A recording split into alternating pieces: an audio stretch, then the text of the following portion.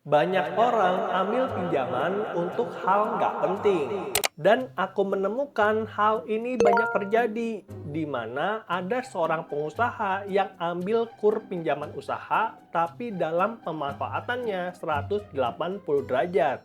Malah digunakan untuk ganti mobil baru atau belikan anaknya motor yang baru. Yah, ini masih mending karena barangnya itu ada dan kalau kepepet masih bisa dijual lagi untuk mendapatkan sebagian uang tersebut.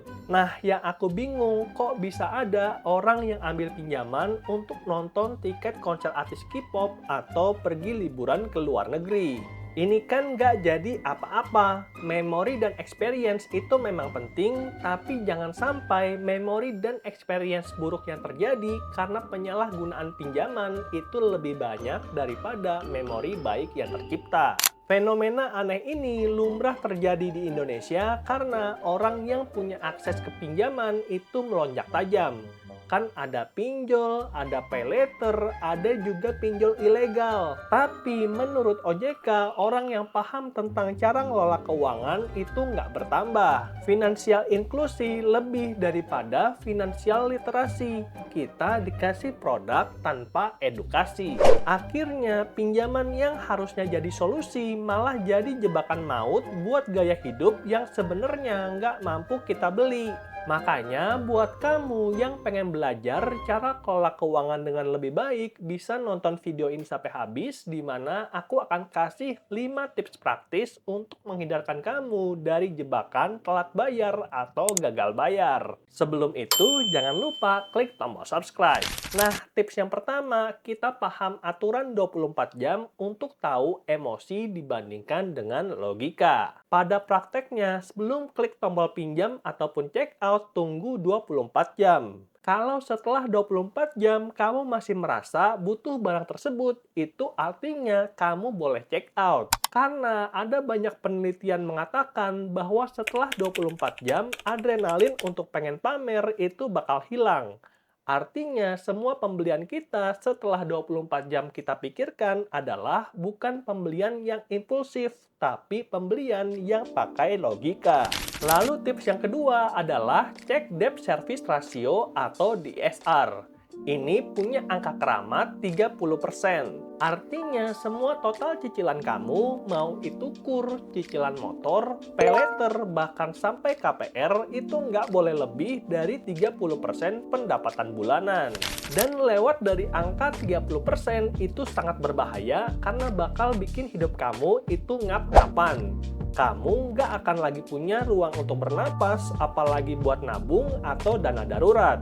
Kamu akan dipaksa untuk bayar masa lalu dan bukan menatap masa depan. Lalu tips yang ketiga adalah bedakan bunga dan keuntungan. Di mana banyak orang ambil pinjaman itu tanpa menghitung. Prinsipnya sederhana, kalau kamu ambil pinjaman modal dengan bunga 6% per tahun, maka artinya dari modal tersebut kamu harus bisa menghasilkan keuntungan at least 12% per bulan atau 144% per tahun. Lah, besar amat bang. Yah, iya dong, jangan cuman hitung modal itu sebagai bunga pinjaman yang harus dibayarkan kepada bank. Tapi hitung juga tenaga dan waktu kamu. Jadi, kalau profit dari bisnismu itu lebih kecil daripada 12% per bulan, misal pinjam 100 juta dapatnya nggak sampai 12 juta per bulan, mendingan kamu kerja aja, nggak usah usaha, karena itu artinya kamu cuma capek bayarin bunga bank. Lalu tips yang keempat adalah cek legalitas dan jangan tergiur dengan pinjaman yang cepat mudah cair. Di era inklusi ini, banyak lintah darat digital yang kedoknya adalah bantuan dana cepat. Mudah cair 2,5 juta, tapi kamu bisa bayar bunga dan adminnya itu sampai ratusan juta dan itu belum lunas. Makanya selalu cek izin OJK dan ingat yang namanya pinjol OJK itu cuman bisa akses camilan kamu, kamera, mikrofon, dan juga location. Kalau sampai bisa akses foto dan video, apalagi kontak galeri kita, itu ada kemungkinan adalah 99% pinjol ilegal yang cuma mau curi data kamu. Dan ini bukan cuman bikin uangmu habis, tapi harga dirimu juga terkikis karena teror ke orang-orang terdekat.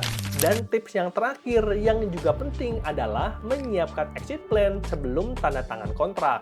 Di mana ini yang paling sering dilupakan. Jangan pernah kamu mau tanda tangan kontrak pinjaman kalau kamu belum ada rencana exit plan atau jalan keluar kalau skenario terburuk itu terjadi. Apa yang bakal kamu potong kalau gajian telat? Jadi, pinjaman tanpa exit plan, tanpa kalkulasi matang, itu adalah ibarat kita terjun payung tanpa parasut. Kelihatannya kita terbang tinggi, padahal itu lagi jatuh bebas dan begitu kita mendarat ke bumi, itu kita akan langsung mati. Jadi itulah dia 5 tips sebelum kamu ambil pinjaman. Kita bisa katakan kalau yang namanya pinjaman itu ibarat api. Bisa bantu kita untuk masak makanan di dapur, atau juga bisa bakar rumah kita kalau kita pakai dengan main-main. Oke, mungkin segitu aja videonya, dan kalau kamu rasa video ini bermanfaat, jangan lupa klik tombol like dan juga share video ini kepada teman-teman kamu. Sampai jumpa di video berikutnya. Bye!